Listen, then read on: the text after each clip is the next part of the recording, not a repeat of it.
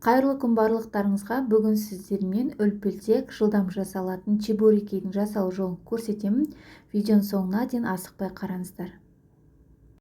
Алдымен қамыр илейміз. Қайнап тұрған ыстық суға 1 шай қасық тұзды салып жақсылап ерітіп аламыз.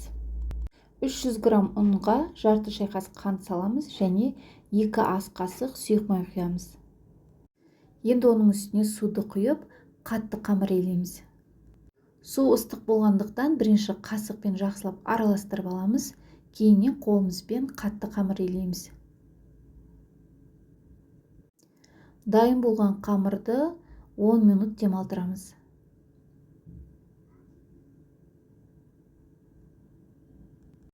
Енді салмасын дайындаймыз.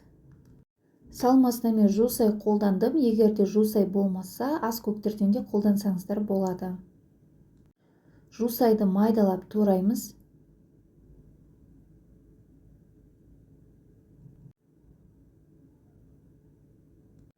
Туралған жусайды ыдысқа саламыз.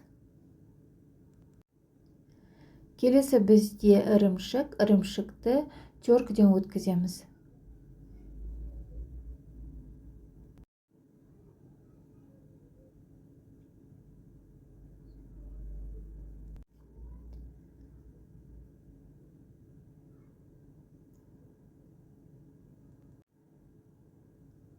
Ірімшік пен жусайды екеуін жақсылап араластырамыз.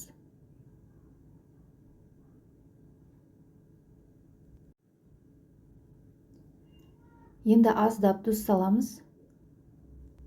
Және бір ас қасық толтырмай зәйтүн майын құямыз.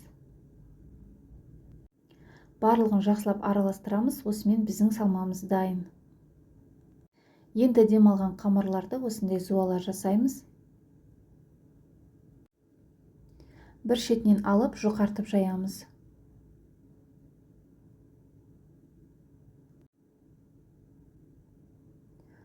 Жұқа болып жайылған қамырдың бір шетіне салманы саламыз.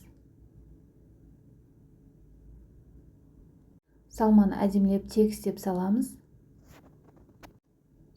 Енді қамырды жақсылап жабыстырамыз. Қору барысында ашылып кетпеу керек. Енді қамырдың артық жерлерін кесіп тастаймыз. Пышақпен де кессеңіздер болады. Алдын ала майды қыздырып қоямыз. Қору барысында қамырлардың үстіне дәл осындай майды құйып тұрамыз. Сол кезде біздің қамырларымыз жақсы көтерілетін болады.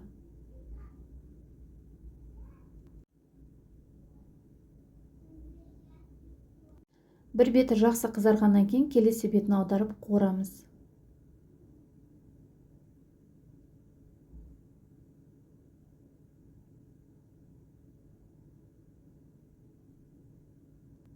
Қалған қамырларды да дәл осылай қуырып аласыздар. Осымен біздің жылдам жасалатын өте дәмді чебурекиіміз дайын болды. Сіздер де дәл осы мен көрсеткен рецептпен жасасаңыздар, чебурекилеріңіз өте әдемі, үлпілдек қытырлақ болып шығады. Ортасы ешқандай піспей, көтерілмей қалмайды, барлығы әдемі болып пісіп шығады. Сіздер де отбасыларыңызға дәл осы рецептпен жасап берсеңіздер болады. Өте дәмді біздің чебурекиіміз дайын болды. Құрметті көрермендер, менің каналыма тіркеліп, лайк басып, комментарий жазуды ұмытпаңыздар. Барлықтарыңызға ас болсын.